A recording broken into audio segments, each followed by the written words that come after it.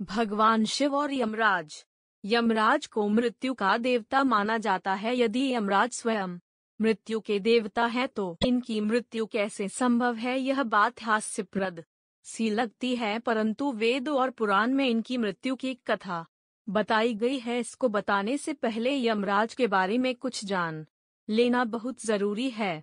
यमराज की एक जुड़वा बहन थी जिसे यमुना भी कहा जाता है। यमराज भैंस से की सवारी करते हैं और यमराज की आराधना विभिन्न नामों से की जाती है, जैसे कि यम, धर्मराज, मृत्यु, आतंक, वैवस्वत और काल। बहुत समय पहले एक श्वेत मुनि थे जो भगवान शिव के परम भक्त थे और गोदावरी नदी के तट पर निवास करते थे। जब उनकी मृत्यु का समय आया तो यमदेव ने उनके प्राण लेने के लिए मृत्युपास को भेजा, लेकिन श्वेत मुनि अभी प्राण नहीं त्यागना चाहते थे, तो उन्होंने महामृत्युंजय मंत्र का जाप करना शुरू कर दिया। जब मृत्युपास श्वेत मुनि के आश्रम में पहुंचे तो देखा कि आश्रम के बाहर भैरव बाबा पहरा दे रहे हैं। धर्म और दायित्व में बंधे होने के कारण जैसे ही मृत्युपास ने मुनि के प्राण हरने की कोशिश की, तभी भैरव बाबा ने प्रहार करके मृत्युपास को मूर्छित कर दिया। वह जमीन पर गिर पड़ा और उसकी मृत्यु हो गई। यह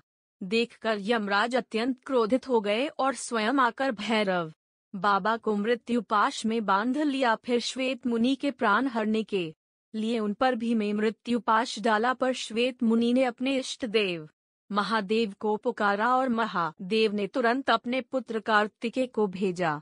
कार्तिकेय के पहुंचने पर कार्तिकेय और यमदेव के बीच घमासान युद्ध हुआ। कार्तिकेय के सामने यमराज टिक नहीं पाए और कार्तिकेय के प्रहार से जमीन पर गिर गए और उनकी मृत्यु हो गई। भगवान सूर्य को जब यमराज की मृत्यु का समाचार लगा तो वह विचलित हो गए।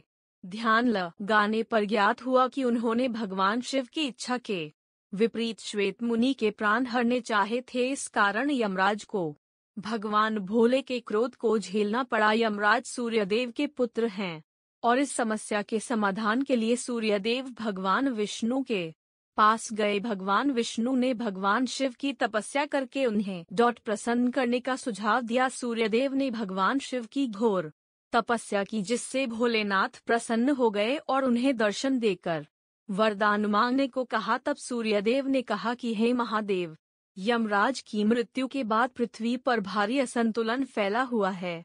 पृथ्वी पर संतुलन बनाए रखने के लिए यमराज को पुनर्जीवित कर दें। भगवान शिव ने नंदी से यमुना का जल मंगवाकर यमदेव के पार्थिव शरीर पर छिड़का, जिससे वो पुनः जीवित हो गए।